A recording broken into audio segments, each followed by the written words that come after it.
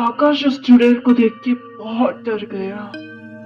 उसकी आंखें खुली की खुली रह गई।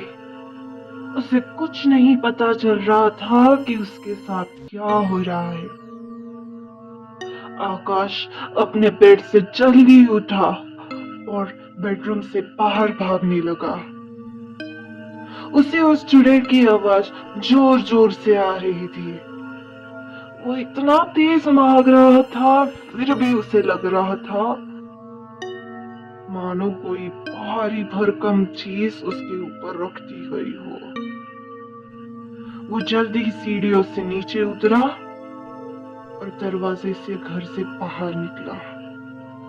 उसने जैसे ही पीछे मुड़ के देखा तो उसने ये देखा कि वो चुड़ैल उससे बहुत ही भयानक नजरे से देख रही थी। आकाश ये देखकर बहुत डर गया। वो घर से दूर जंगल की तरफ भागने लगा। वो बहुत तेजी से भाग रहा था। उसके पसीने छूट रहे थे। उसे डर भी बहुत लग रहा था। वो भाग भाग कर इतना थक गया कि वो बेहोश हो गया।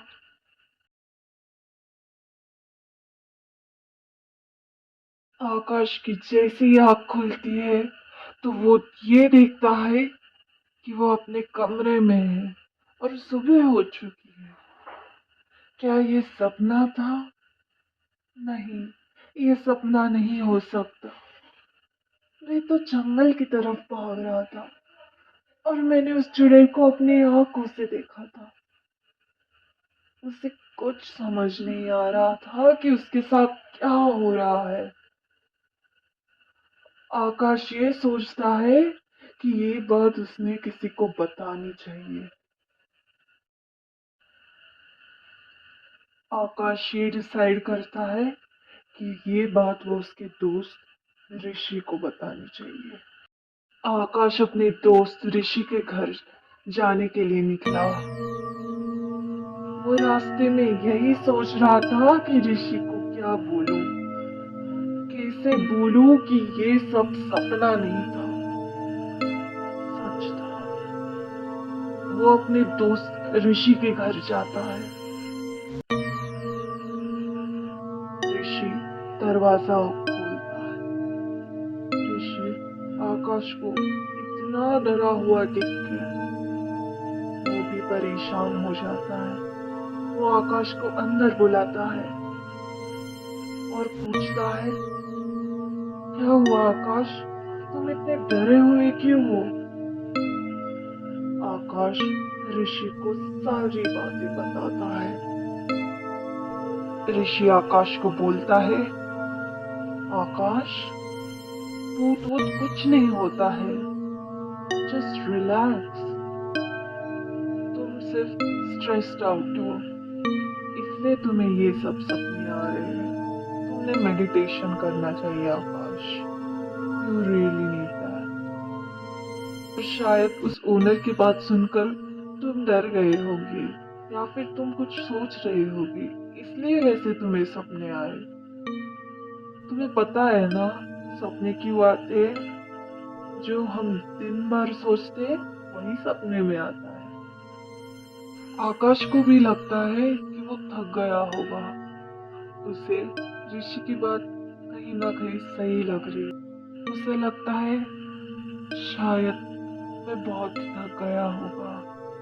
पुराने घर से नए घर आके सब शिफ्टिंग वगैरह, शायद इसलिए मैं स्ट्रेस्ड आउट हो गया। बातें करते करते शाम हो जाती है। ऋषि आकाश को बोलता है, आकाश, तुम खाना ही खा के जाओ। फिर आकाश रुक जाता है। खाना खा के वो अपने घर की तरफ बढ़ने लगता है। आकाश घर पहुंचता है और सो जाता है। सुबह होती है। आकाश अपना फोन चेक करता है तो वो देखता है कि ऋषि के 10 मिस कॉल्स आए हुए थे और कुछ मैसेजेस भी। ऋषि ने मैसेज किया होता है, आकाश तुम जैसे ही घर जा रहे थे तो मेरी घर की तरफ एक छोटी सी बच्ची आ रही थी, बहुत ही डरावनी दिख रही थी। ये सुनकर आकाश बहुत ही डर जाता है और अपने दोस्त ऋषि के घर जाने लगता है। वो 2-3 बार आवाज लगाता है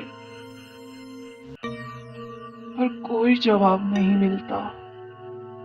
आकाश उसके बेडरूम जैसे ही जाता है तो उसकी आंखें खुली की खुली रहती है।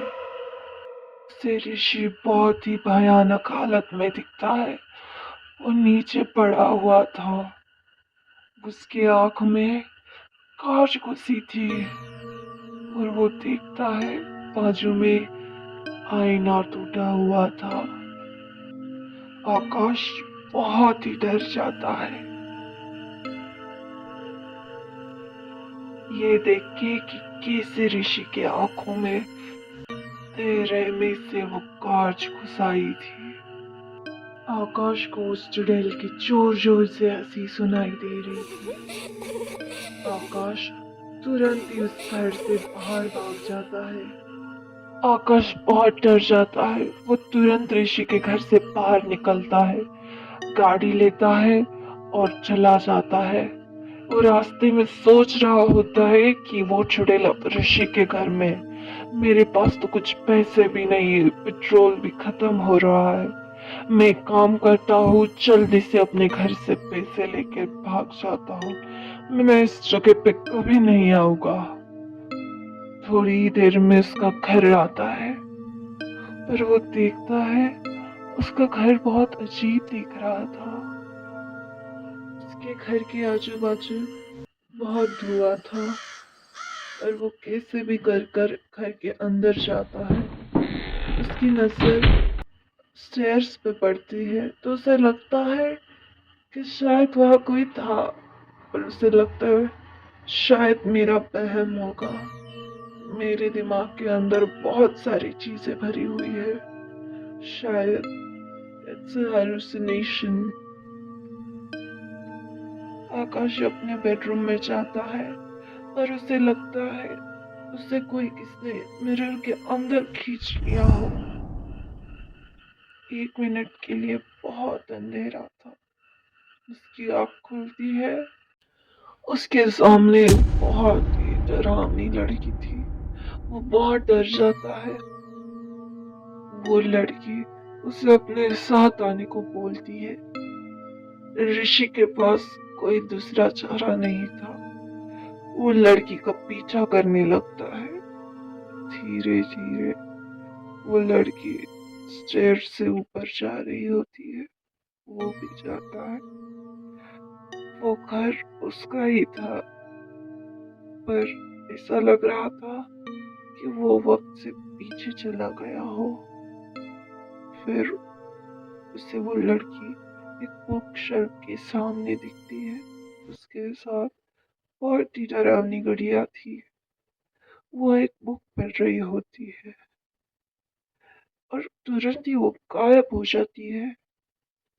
ऋषि जाता है उस बुक की तलाश।